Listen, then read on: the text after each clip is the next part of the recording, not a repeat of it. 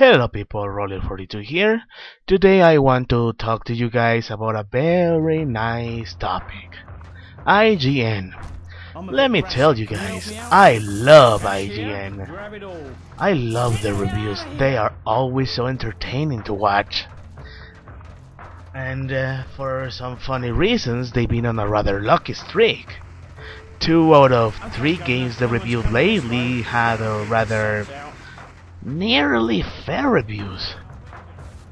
3 games they absolutely despised, giving them as far as scores of 3.0 and 4.0. But let me tell you what I loved most. I loved their Silent Hill Downpour review. Now, why did I like that review? Very simple. Throughout the review they talk about how they want Silent Hill to go back to its former glory. I'm not sure what do they mean with former glory. It's not like it's been dead, it's been releasing games, only they've been rather weak when you compare them to the original 3. The second thing I like is, during the review, the reviewer says that this Silent Hill in specific went for the action route. Action meaning combat heavy, and then he immediately uses that as a point against the game because the combat isn't very good. In fact, you can get beat up pretty easy, and the controls are a little too hard. I really like that. I love that because he just took a survival horror, said that it's an action game, that's what they call it, and then complained because there wasn't enough action. Yeah, action, but the combat isn't good. It kind of forces you to try and survive the horrors. Oh, survival horror!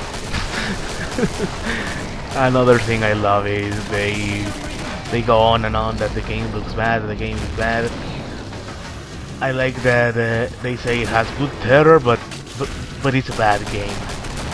I also love one of their one of their fair complaints was that the graphics were so bad you could see them rendering. I was rather curious about it, so I went ahead, played the game myself on the rentals where I play console games, and what do you think? They are right. Why? Because the texture problems are only on the 360 version. Yeah, I am watching a playthrough on it of the PS3 version and it looks just fine. No real issue. Now, what do I love the most about IGN, other than this little example in the review?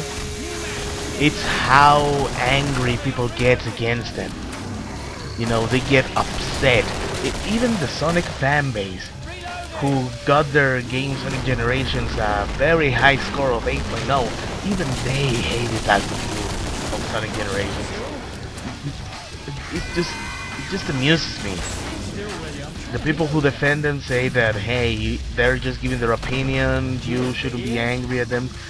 Other people say that, yeah, they should be angry because according to, depending on what IGN says, is what the other gamers will think.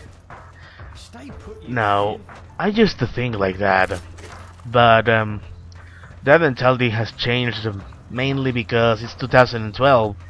It's been a long time since we saw IGN for the first time. It's been years, and it amuses me that after years, people still care enough about IGN to, post angry comments at their reviews, even though they know for a fact that they are not going to like those reviews, because that's the style of IGN. They have enough money and they have enough support, so they could care less about negative feedback. So yeah, as for the reviews and the other alternatives, to be honest, there's no better reviewer than ourselves. We have alternatives other than looking at reviews. We can look at YouTube videos. We can, I mean, by YouTube videos I mean watching playthroughs of the game. Now, if we want to play the game ourselves, you know, experience it and see if it's good or not, you can always rent it. That's nice too. And in the most cases, if you're really unsure, wait for it to go on sale. That way you're not risking too much money, and you will be getting a fair hours of entertainment out of whatever game you want to get.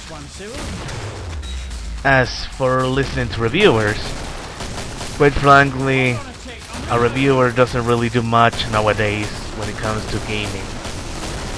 Because mostly it's been revealed that gaming companies pay these reviewers. And you can tell how positive or negative the review is if you know if they got paid enough or if they didn't get paid. So yeah, I take these reviews, these quote-unquote professional reviews, with a grain of salt. I don't take them serious, and more importantly, I don't depend on them in order to make my judgment of a game. So yeah, that's pretty much all I have to say. I would recommend people to calm down, but that would mean I'm telling people what to do, and we know some people don't like that. So anyway, that's all I wanted to talk about. Just take it easy, guys. It's not too hard, and you get even more amused for the people who still get upset. So anyway, I'll be seeing you guys in the next one.